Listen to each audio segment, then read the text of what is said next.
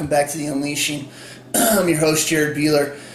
Last time we talked about the church, and I'm kind of splitting this video up, but they go together.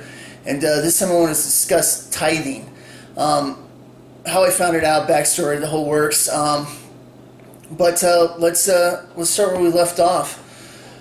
Me and my brother are talking. He wants me to check out tithing. I'm like, yeah, bro, sure, I'll check it out. I don't know what to expect, But he's like, I think you're going to find this interesting. He's like, but I want to get your idea from it because I know you're good at research and stuff. So I was like, okay. So I start looking into it. And the further I get along, the more I start realizing, I'm like, whoa, he's absolutely onto something here. Tithing isn't something that we're to be taking part of anymore, nor is it scriptural at all. It had to do with the Levites, which the church will admit it's where it started at. But never did it have to do with money. It was always about food and spices and livestock. Even certain groups that didn't have to, that weren't a part of grain or food or livestock, maybe fishermen or whatever, they won't even be a part of the tithe. And there was other things that happened, including every 3 years, they were to take the storehouse of the tithing and put it in the streets for the homeless and the poor and stuff to be able to feed them, and they could have their share and eat as much as they want. You could just imagine the church taking their money every 3 years and giving it up for the poor and needy, homeless on the street to help them out. Yeah, right. You would never see anything like that. But I'm going to go through this, and the point is when I was looking, I couldn't find anything that would confirm it. All I found was the more I looked into it, the less proof there was that we should be giving money at all, and that it's been completely done away with from when Jesus came and ripped the veil and everything else. It's no longer appointed to us. Not only is it not appointed to us, it was for the Jews, we're Gentiles. It was for the Levites, we're not Levites. And there was a certain group, not to mention the Levites didn't get any inheritance. They weren't allowed to own property or land or anything like that. Imagine if preachers taking tithes weren't allowed to have their own land. They probably wouldn't be too happy about that either. But not only that, but when Jesus came, he ripped the veil. There was no need for any of that anymore. So it's not even appointed to us at all. So it really has nothing to do with us. And like I say, if it did, it would be about food, and it's not about money at all. It never has been. They've switched it over and manipulated the Bible and stuff like that, and they've done some different stuff. But what happened was, as I was looking into it, I really came to the conclusion that it wasn't needed for us at all. And I finally had read and thought enough. I was like, this is not real. I'm like, and I can't believe I didn't notice it before. I'm like, I've read over it so many times and I didn't notice it. I'm like, this is crazy. I'm like, okay, well, it's time to put the information that I've learned to the test. So I'm going to do that. So first thing I did was pray, and I was a little bit nervous. As anybody who probably has been doing this for a while and been told by the lies of the church, that they had to do it or they're going to be under a curse. And I thought about it and I prayed. I'm like, okay, God, I'm going to take this 10% that I have and I'm going to stick it in my dresser and do something else with it. But I want to talk to you first about it. And I'm like, if any time that I'm wrong about this or my research is wrong, I want you to show me. Boom, I'll be right back to giving it to you. It's no problem at all. And I took the money, and I was a little bit nervous at first, and I put it in my dresser under my socks, and I felt good about it, and I waited, and for, I believe it was about 2 weeks, I was blessed nonstop. From people taking me out to eat, getting money out of nowhere and everything else. It was very interesting, but I felt like it answered my prayer of when I asked God. I'm like, if this is real, please show me. And that's exactly what he did. He showed me. I believe I was blessed more by just having faith in him, which we're supposed to do, and getting out of the works that we're somehow paying towards what we get and things like that through tithing. But anyways, I never looked back, and I have looked a few times to see different things, but I'm not the only one that knows this. There's other people out there that know, including some pastors and things like that, and some of them speak up. But it's really kind of like, I don't know, be like a good cop amongst a bunch of bad ones, Be like, hey, you're not going to say anything, are you? We're brothers here, and they kind of shame them and stuff like that, so you can always see them cringe when somebody asks, and one of the pastors or somebody's about to tell the truth. They go, well, because they already know there's probably being implications from other pastors yelling at them and stuff like, hey, why would you tell them that, blah, blah, blah. But anyways, let's get to where it started in the beginning, and I'm going to try and work my way through this here for you guys the best I can, as fast as I can. Okay, Numbers chapter 1, and we're going to go into verse 47 here. But the Levites, after the tribe of their fathers, were not numbered among them. Moses just got done numbering all the different tribes, what they're going to do in their portions and stuff. And we've got to the Levites here. They're not numbered among them. For the Lord has spoken unto Moses, saying, Only thou shalt not number the tribe of Levi, neither take the sum of them among the children of Israel. But thou shalt appoint the Levites over the tabernacle of testimony, and over all the vessels thereof, and over all the things belonging to it. They shall bear the tabernacle and all the vessels thereof, and they shall minister unto it, and shall encamp around and about the tabernacle. And when the tabernacle is set forth, the Levites shall take it down, and when the tabernacle is to be pitched, the Levites shall set it up, and a stranger that cometh nigh shall be put to death. Only the Levites were allowed to be around this stuff, and nobody else was allowed. It was appointed unto them. They were ordained by God. And the children of Israel shall pitch their tents, every man by his own camp, and every man by his own standard throughout their hosts. But the Levites shall pitch around the tabernacle of the testimony. It's talking about the tent in the center where the Ark of the Covenant and stuff was kept. And they shall pitch around the tabernacle of the testimony, that there be no wrath upon the congregation of the children of Israel, and the Levites shall keep the charge of the tabernacle of testimony. And the children of Israel did according to all that the Lord commanded Moses, and so they did. Okay, so this is kind of where it starts, and how the Levites are set apart for this, and then this is going to get into the whole tithing thing. Now, here we go in Leviticus 27 through 30. And of the tithes of the land, whether they be of seed, and this is where you're going to see where it's just food, okay?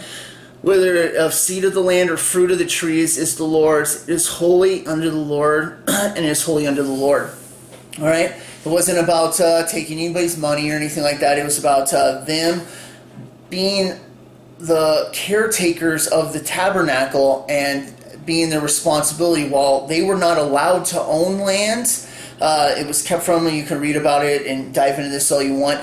They were not allowed to own any property or anything like that. So when other tribes were given certain areas around Israel and things like that, they weren't. They were to reside. The tribes could reside all over different places and stuff like that. But no land was really theirs, and their inheritance was God. God was with them and stuff, and that's why the tithes came to them. Everybody gave their 10% of their food and stuff, and it went into the storehouses, and the Levites got to eat from this and things, and and that is kind of how it goes. But pastors like to use, when you get into this and you corner them on that it was about food and stuff like that, they'll quote two different things, Abraham and Jacob, and say that they gave a tithe, and that was before the law, so we should still be keeping it. This is absolutely ridiculous and taken out of context. In Genesis 14, Abraham, he does a tithe, but it's after a victory, and he recovers lot and all the stuff that was taken. And he does it out of the spoils that he takes. It's not even his. He gets it from the spoils of all the guys that he takes out. And he gives 10% to Melchizedek, all right? And then the other part is he gives the other 90%, so he doesn't even keep any of it, to Sodom. And we know where Sodom is because it ends up getting destroyed later, all right? Point is, that's the only time he did it. He wasn't commanded of God. It's something that he did out of himself, and nowhere was it put on the rest of the Jews that they should do it or anything of the sort. All right. Now, the other one is Jacob in Genesis 28. Jacob did it as a vow, and he erected a pillar to God, but he said, if you'll bless me and be with me and stuff like that, I will give you 10% of all that I have. And he does it then, but he never does it again, and yet again, it's not a commandment. So for the church and the pastors to push it on people that, hey, this happened, and this confirms tithing, and we should be giving all that we have in more, it's a total lie. These are two stories that were separate, and they did it as vows to God to show, and it never was it put on anybody else that they should do it. So, and like I see, it's silly and dumb. Tithing is not mentioned as a command in the New Testament because it was done away with. Jesus came, he ripped the veil. The whole point of the tabernacle was so they could take their sins, go to the priests of the Levites, and they could go into the Holy of Holies once a year and sprinkle the blood and do their sacrifice and stuff to atone for their sins. It never took them away, but it just kind of bypassed them for the time, because God already had another plan, and it was going to be Jesus the whole time. But that's why Jesus doesn't refer to or mention it. And he wasn't of the tribe of Levi either. He was from Judah, and he never asked for any tithes or anything like that. Never was Jesus going around looking for money at all. And with his disciples, he does the same thing, and he says, no, it's not about that. It never is. It's selfless. He does it for free. But the point is that Jesus doesn't mention tithing or talking about it because it's no longer needed. It was a part of a law that was a tradition that they did for the Levites, but the Levites weren't there, and they got scattered after 70 AD anyways. There's no need for a temple. When the third temple gets made, that's an abomination anyways, because we know the only way is through Jesus, and this temple is what the Antichrist takes over in Revelations and stuff. So absolutely no need for it. And same with tithing. It was done away with. No reason to give food or anything like that. Now, while I'm talking about tithing, don't mistake this for offering or kindness or anything like that. Absolutely, you can give an offering, and I'm totally for it. Do I think it should be at churches where they're money grubbing and stuff? Absolutely not. If you can help out people, fellow Christians, or anything like that, or something that's going to go to glorifying God and teaching people, then do that. That's a great thing to do. Like I say, it doesn't have to be money. It could be your time, helping somebody out, mowing lawns, anything like that. Really, it's a selfless service, and you're not expecting anything back. That's the difference between offering, giving, and then tithing. Tithing was a mandatory thing they had to do. It was under the law. They did it to feed the Levites and stuff. Okay, so Deuteronomy 12:17 through 18. Thou mayest not eat within the gates of of the tithe of thy corn or the wine or of that oil, the firstlings of the herd and thy flock. All right there. Yet again, there's no money in there. It's talking about food, corn, wine, grapes, oil, firstlings of the herd, flock and stuff. It has nothing to do with money, never has, nor any of the vows which thou vowest, nor free will offerings, or heave offerings. Heave offerings, I learned a little something this time. It had to do with the 10% that was taken out of the 10% to give to the priests. I thought that the Levites were all part of the priesthood, but they're not. It was only from Aaron's descendants that there were the priests, and they were from them. They had a high priest that would go in and do this stuff. But these guys had stringent rules, and there's a few times in the Bible where I think Aaron's kids or descendants get punished big time for messing up because their standards are kept higher. They're to be better, and them screwing around got them killed instantly. So it was a serious thing. But these heave offerings were that 10% that went to them, and they couldn't just have it anywhere they wanted. They had to do it with the tabernacle with God, whereas the rest of the Levites, they could eat their tithes and stuff in other places. Theirs had to be in a certain spot, so it wasn't just free will, do whatever you want. But thou mayest eat them before the Lord thy God in a place which the Lord thy God shall choose. Thou and thy sons and thy daughters and thy manservants and thy maidservants and the Levite that is within the gate, and thou shalt rejoice before the Lord thy God in all that thou puttest thy hands unto. Okay, so it's Deuteronomy 17 through 18. It's talking about that, and let's see here.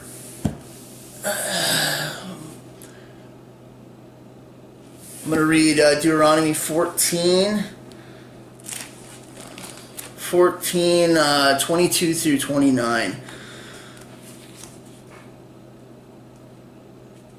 Thou shalt truly tithe all the increase of the seed, and the field bringeth forth year by year. Here we go again, more food. He's talking about the seed of the field, okay? And thou shalt eat before the Lord thy God in the place which he shall choose to place his name there, and the tithe of thy corn, thy wine, and thy oil, and the firstlings of the herd and the flocks. And we just read this a second ago, but it's reiterating it. And if the way be too long for thee, so that thou art not able to carry it, or if the place be too far from thee, which the Lord thy God shall choose to set thy name therein, when the Lord thy God hath blessed thee, then shalt thou turn it into money, and bind it up the money in thy hands. This is the one time when you see it turn into money. Do they give it as money? No, keep listening. The tithing hand shall go into the place where the Lord thy God shall choose. So they're in a distant place. They're going to do their offering, and it's too far to take the food of the tithe. So they can sell it, get money when they go there, and thou shalt bestow them money for whatsoever they soul lusteth after, for oxen or for sheep or for wine or for strong drink. All right, these are all the different things they can choose, or for whatsoever thy soul desireth, and thou shalt eat there before the Lord thy God, and thou shalt rejoice, thou and thy household. All right, now. And the Levite that is within the gates, thou shalt not forsake him, for he hath no part nor inheritance with thee. At the end of 3 years thou shalt bring forth all thy tithe and thy increase the same year, and thou shalt lay it up within thy gates. And the Levite, because he hath no part or inheritance with thee, the stranger and the fatherless and the widow which are within the gate, shall come and shall eat and satisfy, that the Lord thy God may bless thee in all the works in the hands that thou doest. Okay, here we have them talking about the food and bringing it in, how they can sell it to get food, and when they get there, then they celebrate, including strong drink, which doesn't sound too bad at all. Now, the point is when they get there, every 3 years, it also points out, is when they take the tithe from the storehouse, and the storehouse would be a barn, and there are places where they store food, not money. It's a storehouse, like a barn or something, all right? When they take the food there, they can sell it, or when they take the food there every 3 years, they take it out and they lay it up in the streets. And all the homeless, widows, beggars, and stuff like that, God's looking out for them, you know. Imagine if the church actually did this with their tithes from money and stuff like that. Wouldn't that be something? But they don't. And even if they did, I mean, it's still not right because it's supposed to be food. And but the point is they lay it up in the streets and they can have their fill and they can eat it. And it's right there in Deuteronomy. Very interesting stuff. All right. Matthew 23:23. Woe unto you, scribes and Pharisees, hypocrites, for ye pay tithe of mint and anise and cumin, and have omitted the weightier matters. This is from the New Testament, and Jesus is talking to weightier matters, the law, judgment, mercy, and faith. These ye ought to have done, and not leave the other undone. Jesus is telling him, you know, oh, you're paying your tithe, all right? And he knows exactly what it is. It's food. It's cumin, spices, and things. And never wasted money. But he's telling them the point is they're missing the whole point. They should be dealing with more weightier matters, and instead they're making themselves a big deal because they're tithing or whatever. And Jesus is like, this is really nothing that big. There's way more important things to be dealing with here. Yet again, you know, Jesus isn't talking about tithing and how we need to be paying people and stuff. Nor was he after money at all. It blows my mind that they could push this over us for so long, and I'm talking about pastors. Proverbs 3, 9 through 10. Honor the Lord with thy substance and with the first fruits of thy increase. Okay? Substance, he's talking about food again. First fruits of thy increase. So shall thy barns be filled with plenty. Barns, all right? You don't put your money in a barn, you put it in a safe. He's talking about food again, okay? And thy presses shall burst with a new wine. More stuff about drinks and stuff like that. It has to do with food. Yet again, that's the point I'm trying to get across, you know. 2 Chronicles 31, 4 through 5. Moreover, he commanded the people that dwelt in Jerusalem to give the portion of the priests and the Levites that they might be encouraged in the law of the Lord. And as soon as the commandment came abroad, the children of Israel brought in abundance the first fruits of corn, wine, oil, and honey, and all the increase of the fields, and the tithe of all things brought they in abundantly. Yet again, food and stuff. I don't know if there was corn. I think that must be a mistranslation because I don't think they had corn back then. But it would be like wheat and stuff like that. But the point is, they're bringing in food, and it's going to storehouses, and they're bringing it abundantly after they make this decree in Chronicles, 2 Chronicles 31, 4 through 5. Deuteronomy 12, 6 through 7. And thither you shall bring in your burnt offerings and your sacrifice and your tithes. Burnt offerings, talking about cattle and food. Yet again, sacrificing your tithes, and heave offerings for your hand and your vows. And freewill offerings and the firstlings of your herds. Talking about food again. And there you shall eat before the Lord your God, and you shall rejoice. All you that put your hand unto, he and your household, wherein the Lord thy God hath blessed thee. Okay? And again, we're talking about food. Nehemiah 10:35.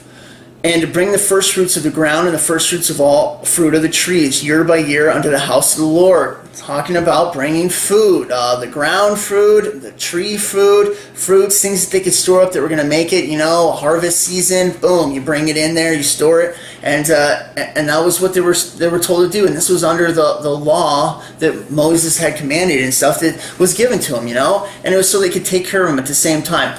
Nehemiah 10:37, and that we should bring the first fruits of dough and and our offerings and the first fruits of all manner of trees, of wine and of oil unto the priests, the chambers of the house of our God, and the tithes of the ground unto the Levites, that the same Levites may have the tithes in all the cities of our tillage. All right? Tillage, talking about the ground, more food again, all right? Nehemiah 10:38-39. The priests, the sons of Aaron, shall be with the Levites when the Levites receive tithes, and the Levites shall bring up the tenth of the tithes. All right, this is where the priests get separated from the tithes that get brought in. They take a 10%, and they have to do an offering with that. Okay, and that was food as well. To the chambers of the storehouse, for the sons of Israel and the sons of Levi shall bring the contribution of grain, the new wine, and the oil to the chambers. There are the utensils of the sanctuary of the priests who are ministering, the gatekeepers and the singers. Thus, we will not neglect the house of our God. And that's where they're to celebrate. They weren't allowed to go do it wherever they want. It wasn't like taking tithes now and you go spend it on whatever you want or anything like that. They did it. It was all for glory of God, and He was taking care of them. All right. Now we're going to get into the whole point of what pastors, they like Malachi, and they really like to jump into it. So I'm going to talk about that right now. Malachi 3, verse 8. Will a man rob God? Yet you have robbed me. But you say, wherein have we robbed thee? In tithes and offerings. You are cursed with a curse, for you have robbed me. Even this whole nation. Bring me the tithes into the storehouse, that there may be yet meat in my house, and prove me now herewith, saith the Lord of hosts, if I will not open the windows of heaven and pour that out a blessing. He's talking about rain on the harvest. That there shall not be room enough to receive it. He's talking about being plentiful crops. God will bless it if they honor by breathing the tithe of the Levites. And will rebuke the devourer for your sakes, and he shall not destroy the fruits of your ground. Talking about food, fruits of their ground. And there shall your vine cast her fruits before their time. Bad harvest, okay? And saith the Lord of hosts. All right? Now, when pastors are talking about this, they talk about a curse. And one of the things they like to say is, if you're not tithing, you're under a curse. All right? This is like blasphemy. I can't stand it. It puts fear into people that if they're not going to be giving money to the pastor and his little church group, that they're going to be cursed by Satan and they're going to be attacked and their money is going to be devoured, when it had nothing to do with that at all, nor was talking to us, completely separate times, all right? The whole thing with that is it's completely ridiculous, and I'm going to make the point, all right? When you give an offering, it's a selfless, honorable act. You're not expecting anything back. You do it out of love and kindness, and God sees that, and He loves a cheerful giver. That's where it is. When you give tithing, especially the way they say, you're expecting something to come back. You're paying into something. You're not doing it by faith. You're doing it to get something in return, and the pastor teaches, you're going to be blessed. Oh, you're going to be the head and not the tail, and you're going to have more than you can possibly imagine. The windows of heaven. Just look at me and how much money I have. Oh, just keep giving me more. And people buy into it, and he's driving around his Escalades and new boats and everything else. And it's completely ridiculous. But 2 Corinthians 9:7, every man according as his purpose is in his heart, so let him give, not grudgingly nor of necessity, for God loveth a cheerful giver. God's talking about this, and the point is when you're giving, it's completely separate from tithes. They're two completely different things, okay? So when they say tithes and offerings, they try to put them together. No. It's completely separate different things. If you see something to offer to, or it's going to further the kingdom of God, or it's doing a good, then by all means give it, and I'm not anybody to stop you doing it. When it comes to tithing, that's completely different. You're paying into something, you're expecting something back. It's not selfless, and if you've been blessed in the past, I believe it's absolutely mere coincidence and not a blessing at all. All right. Galatians 3:10-14. For as many as are of works of the law are under a curse. For it is written, cursed is everyone that continueth not in all things that are written in the book of the law for them to do, but that no man is justified by the law in the sight of God.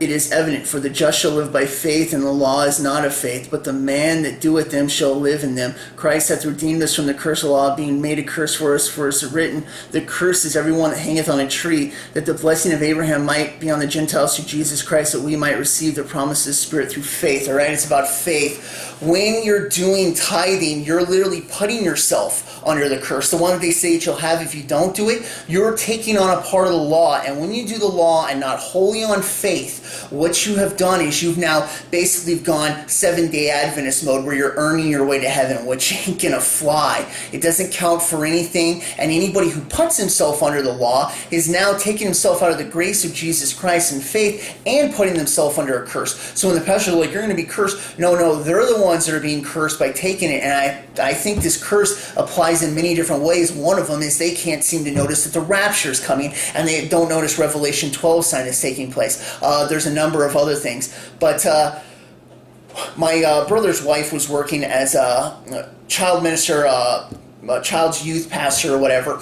And the point is my brother found out that the church was taking 10% of her paychecks automatically without her permission and saying, oh, we take it because we don't want a curse to come back on the church. This is like some sort of crazy kickback that they had going on. Now, while they're paying the young congregation that are teaching and stuff like that to the kids, they're all getting paid like crap, and they're being guilt-tripped. Oh, it's a selfless service to be doing this. We shouldn't be asking for more. Oh, and with the crappy paycheck we're giving you, we're also going to take 10% out automatically. All right, my brother found out about this. He was furious. I don't blame him at all.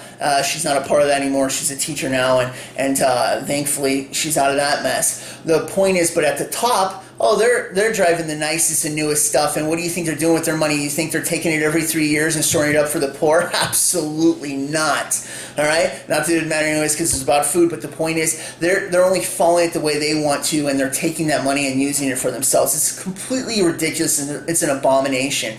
And they're the ones that are cursing themselves by doing it. You're not under a curse. Jesus took that away. All right? Galatians 3:24-25. Wherefore the law was our schoolmaster to bring us unto Christ, that we might be justified by faith. But after that faith is come, we are no longer under the schoolmaster. The point here being in Galatians that Paul's making is that, it stood for something. It made a point. They learned by it. They also learned how it was impossible to keep it, and why having Jesus, such a better plan, Sometimes you got to have the bad before you realize the good. If you get the good at first, you're not appreciative of it. But if you've had something bad, and then you get something good, it's like, oh my gosh, I know, this is way better, all right? I think that's kind of what this is like.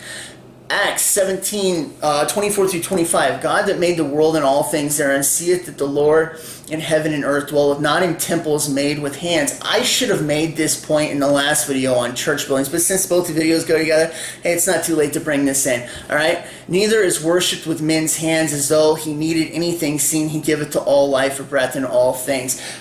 This is talking about a building, because in Acts, they see that they've made an idol to an unknown God or whatever they're worshiping, and it's like, oh my gosh, this is so silly. It's absolutely ridiculous. The point is a building was never a part of it. We're the called out ones. We're the church. We're the gathering of it. It was never to be in a building, and money isn't to be paid towards it, all right? Having a church group or a Bible study and a friend needs something, or your friend comes and says, hey, you know what? There's something I really want to do to minister to people. I have an idea to do it. If only I could find some money, and you think in your heart and the Holy Spirit presses on you, you give them money. That's different. That's an offering. Okay, you're helping them out, and they're moving towards this. It's not a building, okay? And that's something completely different, and that's how it should be. And that's an offering, not tithes. Acts 15:5-20. But there arose a certain of the sect of Pharisees. All right. Now, when I get into this, I'm going to make the point here. The law was done away with. Jesus did away with it, and thank the Lord for that. He ripped the veil of the temple. There was no reason for it anymore. He's our high priest. We go straight to him, to God, and there's no money to be taken care of. He doesn't need it. He can take care of himself. Trust me, he can. All right. So the tithing wasn't needed at all. It's all out of faith and love and complete kindness, and we do stuff through selfless acts now, and it's not for this, right? And that's the point I'm going to get to when I read this. Acts 15:5-20. But there rose up a certain of the sect of Pharisees which believed, saying that it was needful of circumcision then, and to command them to keep the law of Moses. Here we go, guys, jumping into the law. And the apostles and others came together to consider of this matter. And when there had been much disputing, Peter rose up and said unto them, Men and brethren, you know how that a good while ago God made the choice among us that Gentiles by my mouth should hear the word of the gospel and believe. This is when Peter got his vision of God bringing down different animals and they're unclean, and God says, not so. What I make clean is clean. He's talking about the Gentiles, and that's what Peter gets in the vision. So they know that they can talk to him now. And God which knoweth the hearts bear with them witness, giving them the Holy Ghost, even as did unto us. and put no difference between us and them, purifying the hearts by faith. Now therefore, why tempt ye God to put a yoke upon the neck of the disciples, which neither our fathers nor we were able to bear? When he's talking about a yoke, he's talking about the law. They're talking about circumcision and stuff. They're already trying to put the law on the new disciples and make it hard, and they couldn't do it themselves. And he's like, what are you doing? Our fathers weren't even able to bear this load. What are you doing? But we believe that through the grace of the Lord Jesus Christ we shall be saved, even as they. Then all the multitude kept silent and gave audience to Barnabas and Paul, declaring that miracles and wonders that God had wrought among the Gentiles by them. And if they had held their peace, James answered, saying, Men and brethren, hearken unto me. Simon hath declared how God at first did visit the Gentiles to take out of them people for his name, and to his and to this agree the words of the prophets that is written, After this I will return and will build again a tabernacle of David, which is fallen down, and will build again the ruins thereof, and will set it up, that the residue of men might seek after the Lord, and all the Gentiles upon whom name is called, saith the Lord, who doeth all these things. Knowing unto God are all his works from the beginning of the world. Wherefore my sentence is that we trouble not them from among the Gentiles that turn to God, but that we write unto them that they abstain from pollutions of idols, from fornication, and from things strangled, and from blood. It's talking about worshiping idols, fornication, things that are strangled, and from drinking blood. That's it. That's all that the Gentiles, which were not really Gentiles anymore, were children of the Most High, but that's the only real rules they had for that. After that, it was more freedom. The closer you get to God, the more freedom you get. All right, that's the truth to it. And this is all that they were required to put on anymore, that they all decided amongst themselves. Acts 15, 28 through 29. For it seemed good to the Holy Ghost and to us to lay upon you no greater burden than these necessary things. It's kind of reiterating what they were just talking about how that's all they need. That ye abstain from meats offered to idols, and from blood, and from things strangled, and from fornication, from which ye keep yourself, ye shall do well. Fare ye well. Alright, that's it. No tithes, no nonsense, no crap, just a few things, and it's hard enough to keep those as it is, at least fornication, I can totally understand, but Matthew 10, 7 through 11, and as you go, preach the saying, the kingdom of heaven is at hand. Heal the sick, cleanse the lepers, raise the dead, cast out devils. Freely you have received, freely give. Nor scrip for your journey, neither two coats, neither shoes, nor yet staves, for the workman is worthy of the meat. And into whatsoever city ye shall enter, inquire who is worthy, and abide till ye go thence. Right? Here he's talking about if somebody offers you something while you're out preaching or whatever, that's one thing. But you're not to be asking for it or planning and taking money and all this other stuff. And that's the point of that verse right there. The thing is it was given to them freely and from God, and we're not to be asking anything from anybody else to be making money or for lucre's sake or any of that stuff. It wasn't for us to be doing that at all, and it's gotten so blown out of proportion. This gets into Timothy when Paul's talking, and he's talking about teachers are saying that if it's gain. Let me look this up real fast.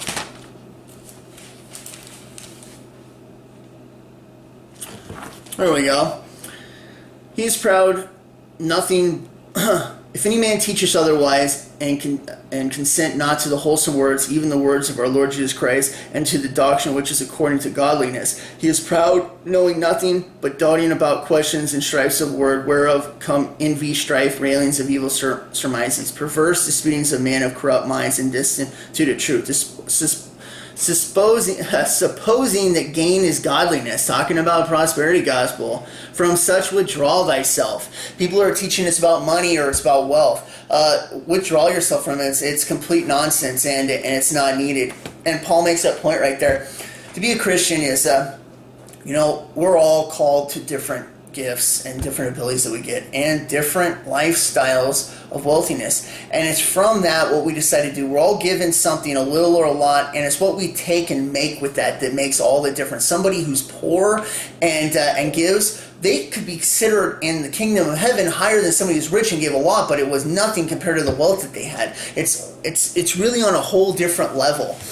And when it comes to that, we give what we can and we do what we can being Christians, but one person, maybe myself, my life that God chose for me might not have something to do with being rich or whatever, It doesn't mean I need to be thinking any less or anything like that. I just do what I can with what I'm given, and I try to do the best that I can and make the most of it and be as honorable as I can, and I try the most I can. And somebody who's rich, they might be asked and called to do more, and if they do, that's great. Most of the time they don't. The more money, it ends up leading more people astray and stuff. But it really is a different walk for all of us that we're given on what we start off with and where we're at. So if you're wealthy and that's the life that just happens to be for you, there's nothing wrong with that at all. And I'm not saying to sell anything or anything like that. I think it's great. You have more of a possibility to maybe give to certain people in a certain area, maybe help people out overseas or whatever, or those kids that you can give to, and it helps them